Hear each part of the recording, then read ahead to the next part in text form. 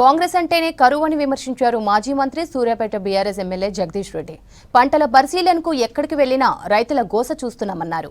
గతంలో కేసీఆర్ వ్యవసాయాన్ని పండుగ చేశారని చెప్పారు. ఇవాళ మాజీ సీఎం కేసీఆర్ సూర్యాపేట జిల్లాలో ఎండిన పంటలను పరిశీలించి రైతులకు భరోసా ఇస్తారంటున్న జగదీష్ రెడ్డితో Shekhar face to face. Parliament ఎన్నికల నోటిఫికేషన్ వచ్చినప్పటి నుంచి ప్రధాన పార్టీలన్నీ కూడా ప్రజల వైపు మళ్ళీ ఇప్పటికే ప్రజలలో తిరుగుతూ ఎన్నికల ప్రచారాన్ని ముమ్మరం చేశాయి. అయితే బీఆర్ఎస్ పార్టీకి సంబంధించి ఓవైపేమో ఎన్నికల ప్రచారం, మరోవైపేమో ఎండిపోయిన పంట పొలాలను పరిశీలిస్తున్నారు, రైతులతో మాట్లాడే ప్రయత్నం చేస్తున్నారు మాజీ మంత్రి ప్రస్తుతం ఎమ్మెల్యే జగదీష్ రెడ్డి గారు. సార్ మనతో ఉన్నారు, మాట్లాడదాం. ఇప్పటికే జిల్లా మొత్తం తిరుగుతున్నారు, ఎండిపోయిన పంట పొలాలను చూస్తున్నారు కదా, రైతుల నుంచి ఎట్లాంటి రెస్పాన్స్ వస్తుంది? రైతుల నుంచి మీరు కూడా చూస్తున్నారు, మీడియా మిత్రులు. మేము ఎక్కడికి వెళ్ళిన పొలాలల్లో రైతులు ఎట్లా వాళ్ళ బాధను వ్యక్తీకరిస్తున్నారో, ప్రభుత్వ నిర్లక్ష్య ధోరణిని వాళ్ళు ఎట్లా ఎండగడుతున్నారో కూడా మీరు చూస్తున్నారు.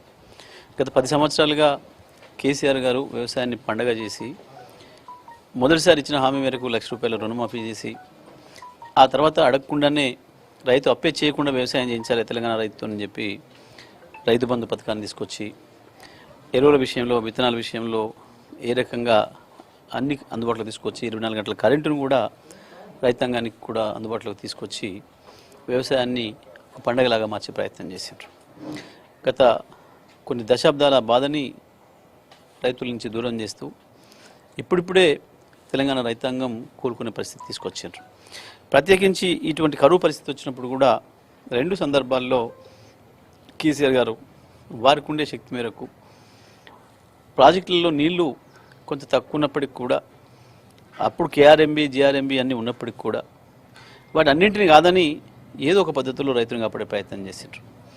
ఇటు కృష్ణానది పైన ఎడమ కాలువ కావచ్చు, ఎస్ఎల్బీసీ కావచ్చు, లో లెవెల్ కెనాల్ కావచ్చు, ఈ ప్రాంతంలో లక్షలాది ఎకరాలకు కూడా రైతులు నమ్మకం పెట్టుకుంటే కొంత ప్రకృతి వైపరీత్యం వల్ల, కొంత ఇబ్బంది వల్ల ఒక తడి 2 తడి తక్కువై లక్షల ఎకరాలు ఎండిపోయే పరిస్థితి వచ్చి ఉండే.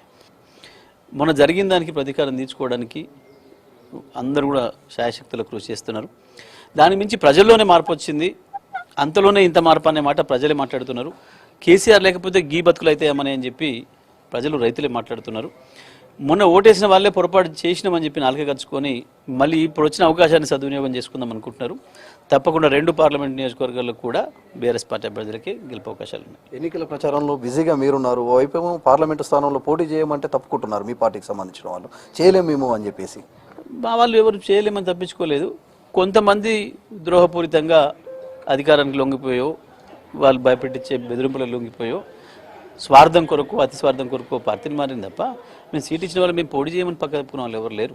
పార్లమెంటు స్థానాల్లో ఎలాంటి సభలు పెట్టనున్నారు, అదేవిధంగా ప్రజల్లోకి ఎట్లా పోతున్నారు చూస్తాం. ఎండల తీవ్రతను బట్టి మా ప్రచార కార్యక్రమాలు ఎట్లా ఉండాలనేది నిర్ణయించుకుంటాం.